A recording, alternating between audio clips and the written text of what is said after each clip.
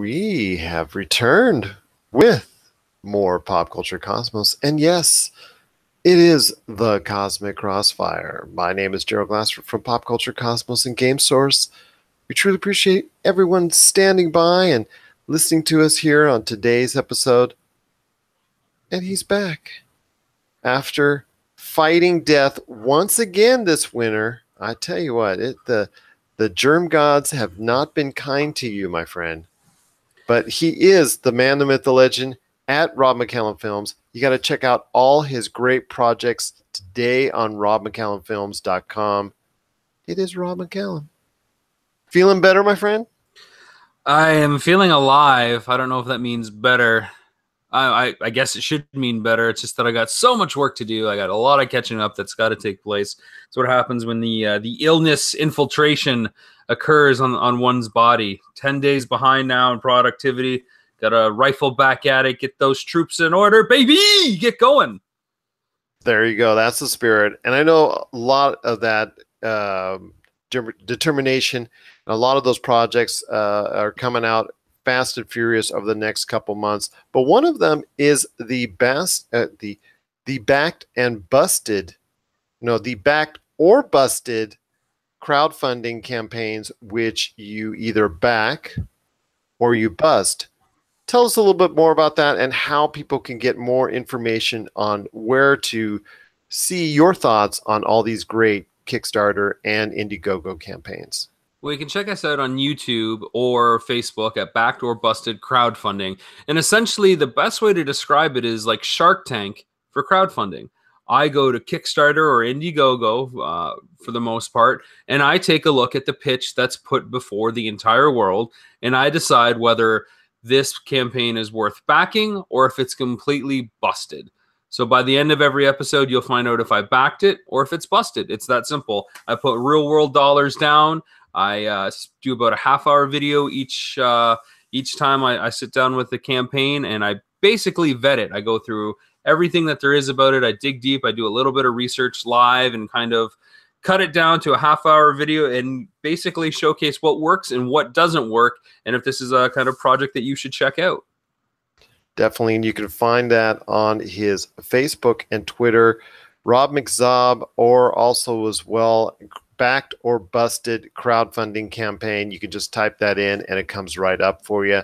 And you can check out all the latest projects that he's actually covering and breaking down step by step. Like I said, it's about half an hour. We've actually, if you want to check out a couple of the past episodes from last week, you can actually get it as part of our bonus coverage, and also as well in our actual, I think it was like a week ago on the Pop Culture Cosmos, well, we actually integrated as part of the program. Well, I'm a huge fan of it because I really like to research and keep up on that space. As I've been approached by a number of people to consult and help them launch campaigns this year. So by covering these other campaigns to see what other people are doing, it's just a natural extension of what I'm doing anyways. Plus, you know, with a show like the Pop Culture Cosmos or the Multiverse, there's a lot of great pop culture stuff out there. One of my resolutions for 2018 was to dig deeper into the indie world to see what people are trying to do themselves. What are they trying to do on the homegrown front? And there's no better place to check out than Kickstarter or Indiegogo for people that have these great pop culture projects, be it comic books, illustrations, films, video games, tabletop. All this stuff, it can be found on Kickstarter and Indiegogo, and that's primarily the kind of campaigns that I take a look at. So if that sounds like your flavor, check out facebook.com/backedorbusted crowdfunding. You'll see some of the episodes we've got. I think we've already done 9 episodes or something like that. We're definitely getting out there. There's about 3 per week that we look at. And if you've got a campaign that you want me to highlight, or if you have a project that you've done yourself and you think you need an extra set of eyes on it to see if it's truly amazing, hit me up at crowdfundingspectacular99@gmail.com. Be happy to take a look at it or put the spotlight on a campaign that you're on the fence about backing yourself. Sounds like an awesome plan indeed. Well, I know you and I have got a lot to talk about in the world of pop culture. So what's going on in your mind when it comes to everything in pop culture? Well, I know you and Josh have been really, scouring those corners and bringing up a lot of stories recently. So you don't leave me too many crumbs on the table to talk about, my friend, especially as I'm trying to find something through the weeds of illnesses and infections and getting better. But I've got a few, I hope. Well, the holidays seem to everything seems to slow down in the entertainment industry, whether you consider movies, television, video games, what have you. The news doesn't come out as fast and furious, sorry for the pun, and as plenty as it does during maybe the summer months, spring, or even the fall. But I know there's a lot of stuff that you can still poke out there, my friend. So I know there's something. I know there is. I just know it. Well, one of the things that caught my attention right away is the emergence of movie theaters in Saudi Arabia. Have you seen this story? No, I have not. So So, enlighten me, kind sir. you see what I did there? I set it up. You knocked it down. Since the early 80s, movie theaters have been banned from Saudi Arabia, and it is only now, thanks to one of the prince of the Saudi Empire, that they're starting to come back. He's a 32-year-old progressive conservative, and he's introducing movie theaters back into the culture as another form of entertainment and cultural expression. But they're going super slow. The biggest battle that they're fighting right now is having to convert venues that aren't theaters into theatrical spaces. So they've taken a hall, for example, and done the red carpet. They had to bring in a popcorn machine and a projector. The article I read on Slash Film didn't really go into detail about the tech specs, and they definitely painted it like the worst kind of third world movie theater kind of experience. But I think the big takeaway is that movies are coming back to Saudi Arabia, and this could be a huge market to really tap into for Hollywood and for other cinemas around the world. Now, that said, the two movies that are playing first are the Emoji Movie and Captain Underpants. Now, this is children's cinema, and there was speculation that these two movies were picked in particular because they don't offer human representation. So by picking and sticking to films that deal with personification of symbols and shapes over something that could be maybe interpreted as political agendas, they're trying to basically just warm social cultural items that they may not be totally comfortable with. Correct? Yeah, exactly. So I mean, everybody that's listening is going, "Oh wow, movie theaters opening in Saudi Arabia. What are they going to launch with?" The Emoji Movie and Captain Underpants. Now that doesn't bode well for cinemas to be lasting long, considering how well those films did here. But I think it's a really important step, regardless. And it's not like the continued rollout of cinema in Saudi Arabia is going to be dependent on the success of those films.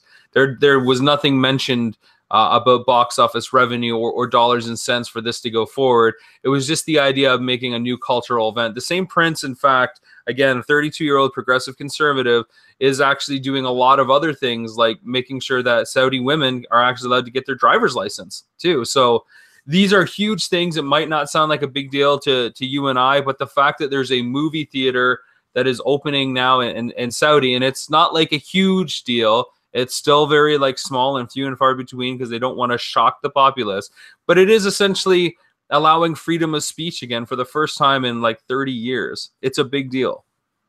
It is a big deal, and understanding that culture as I have over the years and studying it in some detail, and obviously not great when it is somewhat I don't want to say secretive, but it's not in the limelight as well as it should be in regards to human rights issues and also as well women's rights as far as the way it's treated in that culture. So these are baby steps. I know a lot of people like myself would like to see faster, larger progression in that area of the world. But hey, at this point in time, every little bit counts, and seeing a movie theater there in some form or fashion, it's at least a step in the right direction. I'd like to see, obviously, movie studios, get more interest in probably trying to produce product for that area. Obviously, the country itself, being one of the richest in the world, should not have an issue or problem with monetary funds building new theaters there. So that's not the issue. So as long as the culture starts to embrace the concept of having movie theaters there and having movies go there in the future, I look forward to seeing an expansion of that market. But it's going to, like I said, everybody out there that wants to see it progress a little bit faster is going to have to be a little bit reserved and just respect the fact that it's going to probably be baby steps a little bit at a time as that culture starts to break down out of old traditional ways and get into the modern era with a lot of more progressive thinking and actually getting into the rest of the world when it comes to, culture and things of that nature. But hopefully Ferdinand is around the corner coming up at a Saudi Arabian movie theater near you. I haven't seen it, so I don't know if that would be another good pick or if that could be another disaster. Who knows? I'm surprised I'm surprised Pixar or something like Coco didn't actually get a big shot at the box office. Something that is so entrenched in a cultural thing that it can't be misconstrued, but also is something that represents excellent filmmaking. Maybe it's the fact that it does deal with the dead, possibly. Yeah, maybe, I guess, but because it is so entrenched in Hispanic culture, it is so obvious that this is what this culture believes, and it doesn't have to influence the culture in which that you may be watching it from. It doesn't have to impact your current ideology for you to accept that. It's no different than watching.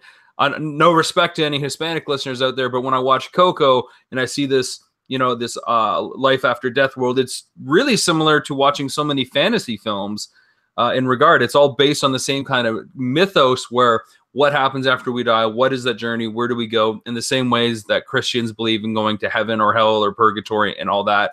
There's that fantasy structure, which is why myth is so popular and powerful. You could apply the same thing, I think, to a Saudi audience, and I think they would understand that. Well, I'll tell you what, Coco would have been a great place to start because that was an awesome movie experience. One of my top 10 films of the year of 2017. So definitely that would have been a better step. I just, like I said, it's baby steps at this point in time for the Saudi Arabian market. Just happy to see something, some semblance of a movie theater, of a movie industry in there. And hopefully in the years to come, they can get even more forward thinking, more progressive thinking, not only with movie theaters, but everything else as far as making into a true modern cultural that embraces diversity, equality, and so much more. Speaking of universal inequality and maybe what's fair and not fair, there have been further comments on why Disney has decided to erase the Star Wars extended universe. Not sure if you caught these comments, but allegedly they're because they didn't want Chewbacca to have passed away. What do you think about that? Well, I did hear something of that nature. It came across the lines, and who knew Chewbacca was, so endeared to the hierarchy at Disney and Star Wars and Lucasfilm.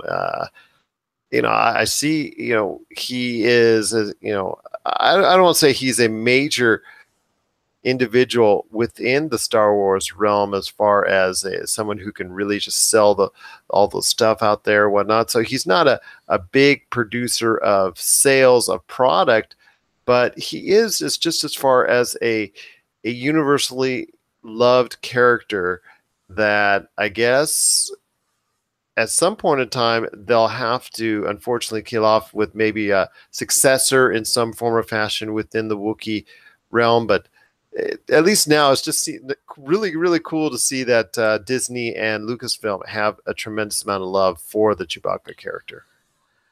So I'll try to paraphrase the explanation that I read. Again, this article you can find on /film. I believe it's on the Hollywood Reporter as well, maybe Variety. The individual basically said when examining the extended universe, they discovered that Chewbacca had been killed by a moon falling on him.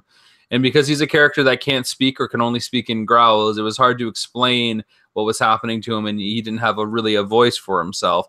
And the thought at people not being able to see a movie with Chewbacca was heartbreaking to them. So they decided to kind of scrap everything, because if you can't have a movie with Chewbacca, according to them, then anything else that's in the extended universe is minor by comparison. Now, I'll be the first to say I'm going to call BS on this, because how many times have we seen books that have been adapted to the screen where big things like deaths of characters have been changed for the movie version all the time? Or not even mentioned not even mentioned at all, like First of all, Luke's wife.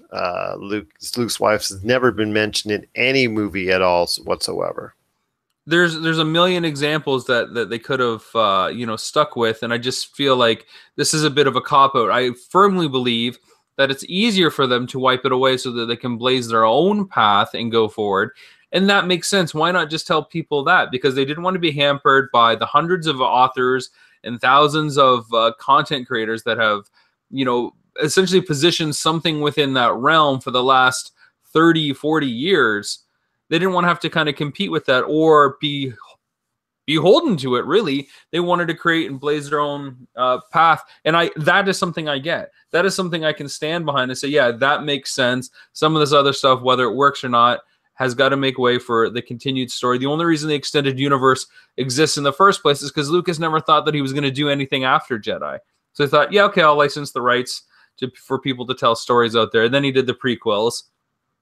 And that kind of muddied around some of the extended universe stuff already. And then he continued to allow people to do it. Disney had to put the foot down. They had to say what is canon, what isn't canon. And I think it's just a much cleaner approach so that it's easier for people to be fans. It's easier to digest that content. And they don't have to work so hard against something that is done when they have the freedom to necessarily create the path before them. That makes much more sense because laying it all on the I don't know what hooves, the bantha hooves, feet of Chewbacca. There you go. Laying it on Chewbacca is kind of, like you said, not exactly, because they've done so much with him, right? Since The Force Awakens and The Last Jedi, he's been such an integral, crucial character to those stories. Yeah, and you and I both know there's like you said, there's thousands, literally thousands of books out there on the Star Wars universe that told different stories, had the main characters doing all sorts of different things, experiencing things that it just got too much out there, like you said, and I don't. That would have been a much better way to explain why they did what they did. And I just getting rid of it all and just keeping something sort of streamlined. I don't mind at all getting rid of everything if it meant so many of those stories out there that were told that really didn't need to be told in the Star Wars cinematic universe. So I agree with you on that. They should have been more upfront exactly why they're doing what they were doing. I don't mind at all that they ended up doing it because, like you said, there's so many different authors, so many different people writing so many that wrote so many different Star Wars stories. It was hard to keep track exactly what the end game was for all these beloved Star Wars characters.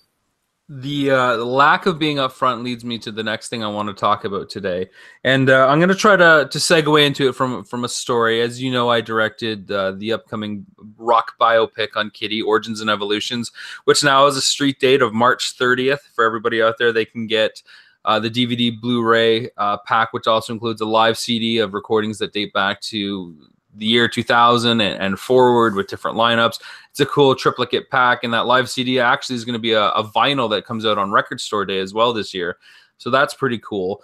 In preparation for delivery for our distributors this week, I had to encode the film in Dolby 5.1, as you do, surround sound, nice mix. We all like to hear that. Actually, documentaries and surround sound aren't that typical, but we went the extra mile, and I really like putting my films in that scope.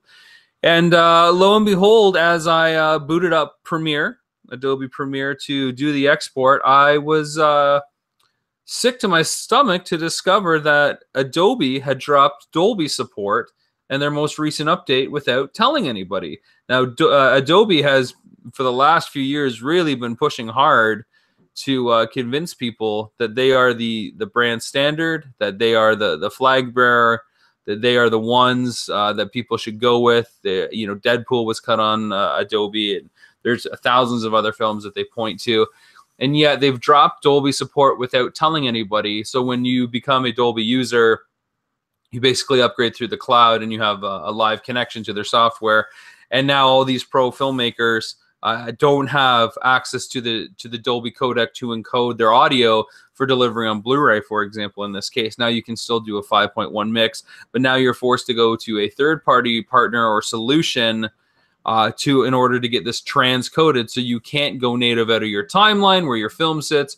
You have to export it as a master file and then have that interpreted by other software to get out there. And it just really bugs me as a consumer that somebody would try to tout all these other cool things that are coming and then not mention this massive partnership that was no longer a part of the software. Have you ever been irked by a company that was waving their hands over here so that you wouldn't see what the other hand was doing and that you felt kind of cheated? It's happened quite a few times in my life where they say one thing and do another. I mean, let's just take Adobe. Let's just stick on them for a second here. I mean, how many millions of users out there with their computers and smartphones and whatnot have been frustrated by what they consistently do with Flash as far as updates are concerned, trying to go ahead and get the right update. Oh, does it work with your system? Does it not work with your system? I mean, that alone is frustrating when it comes to dealing with Adobe, and those are supposed to be free updates, but you are basically, for the most part, you're pinned down by having to use them because most video softwares on sites, whatnot, you're basically having to go ahead and use them whether you like it or not. So I definitely agree with you on that. That's happened as far as for me on numerous occasions with an entity or a corporate entity that says one thing and then ultimately doing another. And it's just so frustrating. But you mentioned Dolby 5.1 support. Was there any room for 7.1, or I believe we're up to Dolby Atmos now? Is that correct? Yeah, there's support for up to 9.2. 5.1 is still the standard delivery for Blu-ray on the market anyways. I couldn't give you specs or stats on how many people out there have a 6.2 surround sound system or 7.1 or 9.2. It's 5.1 is still the standard because it is what's basically, it is the most common denominator of stuff that's out there right now. But that's definitely frustrating. And I think where people can relate to this the most is when their cell phones change. Like if there's any iPhone listeners out there, basically having the going from the 32-pin connector to, the Lightning cable or the USB-C. Or the headphone jack. Yeah, the headphone jack, or USB-C for all the Mac users out there instead of just standard USB or even Thunderbolt. It is frustrating, and I know that when they don't advertise it, and then Apple has not been the friend for previous users or users that have older phones, finding out, in some cases years later, that their data or their computer chips on the actual phones themselves were slowed considerably over the course of time. Yeah, it's just, I mean, what it comes down to is probably a licensing deal, and Adobe didn't want to pay more licenses to Dolby to have it continue to be included. Dolby's probably seeing the numbers rise in subscriptions for Adobe. Adobe didn't want to fork out more money. The end user suffers, and basically as a filmmaker, that's like, okay, well, I'm going to go to another piece of software now. I mean, you're not going to make me beholden to what you want and what your deals are for me to be creative. I've left Final Cut Pro for that reason. I don't mind leaving Adobe if I have to something more stable. Because there's so many others out there. I believe Sony Vegas and so many others, correct? There are a ton of options that, unfortunately, they are not all created equal. It really comes down to Adobe, Avid, and to a lesser extent, Final Cut Pro X. So there are definitely options out there. And this one is basically a massive strike against Adobe for not being forefront or not having a workaround or another option. But speaking of something that makes me shake my head because there is possibly nothing new about this bit of news that's coming out, Hulu has touted that March of the Penguins 2 will be coming out with the same creative team. And like I said with my intro, what can we possibly see for a sequel to this film? Now, March of the Penguins was one of the most successful documentaries that hit the silver screen and then later on Blu-ray and disc, of course. But we've seen the Penguins. We've seen them walk. We've seen them march. What are we going to watch for another 90 minutes that we haven't seen on Planet Earth or we haven't seen on Nat Geo? I just don't know that the market's here for that, and I feel like this is just a play based on the name and the brand alone. And that's no offense to the creative team behind it. It is the same team behind it. It is Morgan Freeman returning with his silky, sexy voiceover. The director has spent the last 10 years filming more Penguins. Apparently this will focus on a father and son penguin relationship. At the end of the day, I'm still just watching Penguins for 90 minutes. What are your thoughts on March of the Penguins 2 from Hulu? Well, I think you keyed it in your paraphrasing there, that it has been quite a spell for releases of the first March of the Penguins. So I think in that sense that they're trying to key on the fact that there's been so many years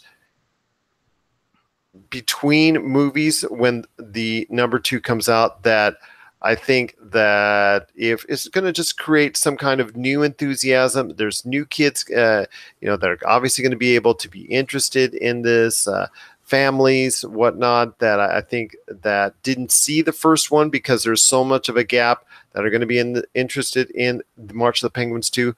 But I don't think it'll touch the actual original success of the first film. I mean, the lightning will not strike twice here. I think it will do okay business, but I think if the movie studio behind it and the PR team behind it is going to put all their eggs in the basket and say, oh, well, come back and watch the Penguins again, you better not put too much of a high stake into it, because I don't think it'll reach the same tier of success as the original film. Well, what'll be interesting to see is, because Hulu's behind it, are they going to release this theatrically again, or is this going to be a Hulu direct documentary in the same way that Ron Howard's 8 Days a Week came there? Becoming Bond was a Hulu documentary as well, exclusive. I'm not sure where this is going. I think it still begs to be an IMAX release at some point in time, because I think I know one of the facts that, when March of the Penguins came out, I think it was just one of the first movies that really just started, like you said, it was a very successful documentary in the theaters.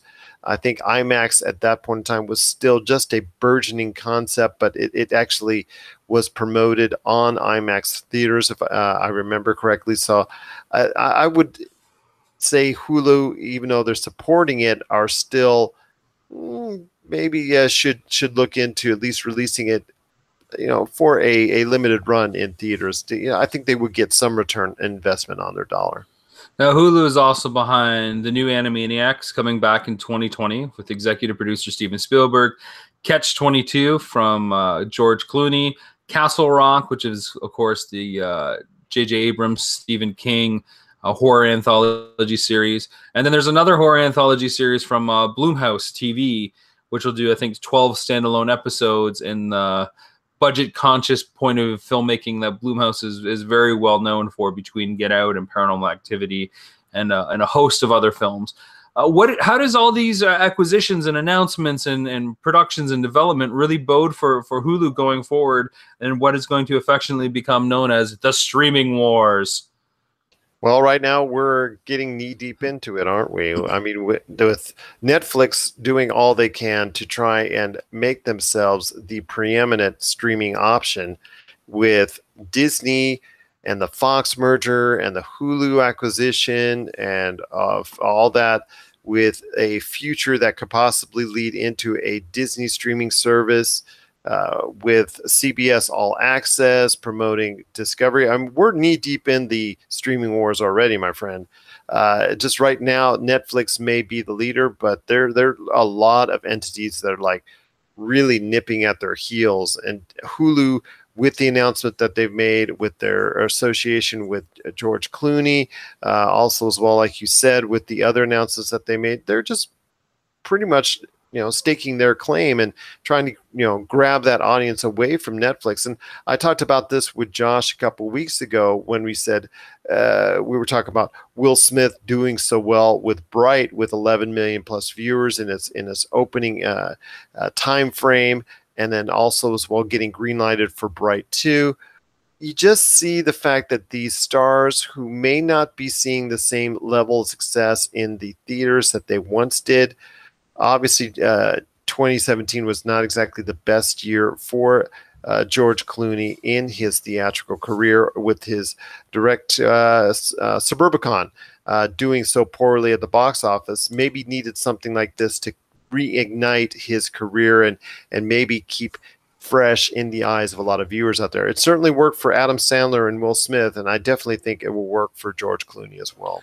Well, it's funny you say that, because I had just caught David Letterman's new series on Netflix last night, which is a Netflix monthly event where he basically sits down for an hour-long chat in an interview format.